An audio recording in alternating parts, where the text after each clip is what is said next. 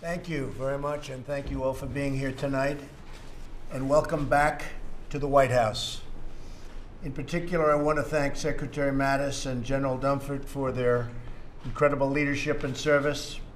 I also want to thank General Kelly and General McMaster for joining us this evening and for their dedication to this administration. They have been really spectacular, done a great job.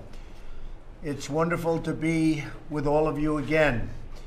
As I said during our last meeting, my number one priority as Commander-in-Chief is to keep our people safe and to empower you, our senior military leaders, to do what you do best. Nobody does it better than the people in this room, believe me. We have many pressing national security issues facing our country. In addition to devastating natural disasters, we have had some big natural disasters, and some of you know exactly because your people have done an incredible job, and I appreciate it.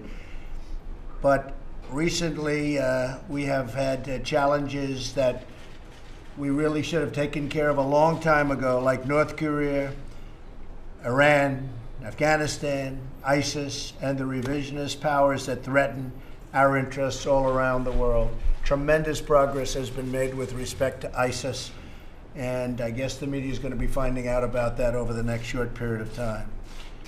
It falls on the people in this room to defend the American people from these threats. I know we share a belief in putting the safety and the well-being of the American people first, and I look forward to hearing from you and your ideas. We'll be going to dinner right after this, and we'll be discussing it further. But I look very much forward to discussing certain things right now, and we have certain very critical areas that we will be discussing. In North Korea, our goal is denuclearization. We cannot allow this dictatorship to threaten our nation or our allies with unimaginable loss of life. We will do what we must do to prevent that from happening, and it will be done if necessary, believe me. In addition, we must not allow Iran to obtain nuclear weapons. The Iranian regime supports terrorism and exports violence, bloodshed, and chaos across the Middle East. That is why we must put an end to Iran's continued aggression and nuclear ambitions.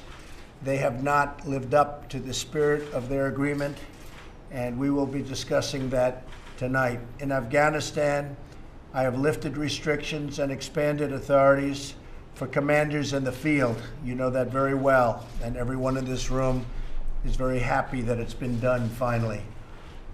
We've made more progress in our campaign to defeat ISIS in the last 8 months than in many, many previous years, all combined.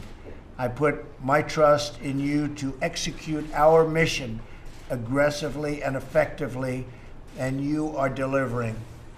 We are ridding our world of terrorism and terrorists as much as it can be done.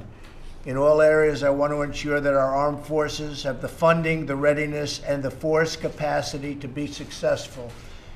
Our budget this year, as you know, well over $700 billion, is getting us back to the position we have to be. Almost never have we needed great, powerful, strong, and brilliant military.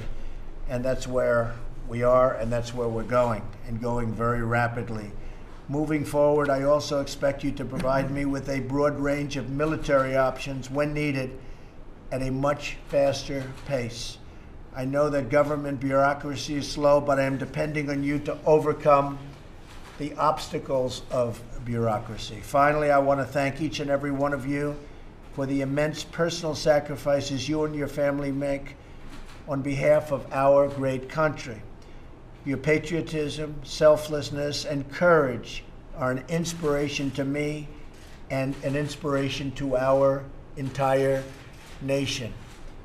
I look forward to our discussion today, and I look especially forward to being with you and your spouses a little bit later, where we will have dinner, but I know we'll still be talking about what we all enjoy talking about. And perhaps our spouses have some better ideas than even we do, but I hope not. But I think that could be possible. So again, thank you all for being here. We appreciate it very much.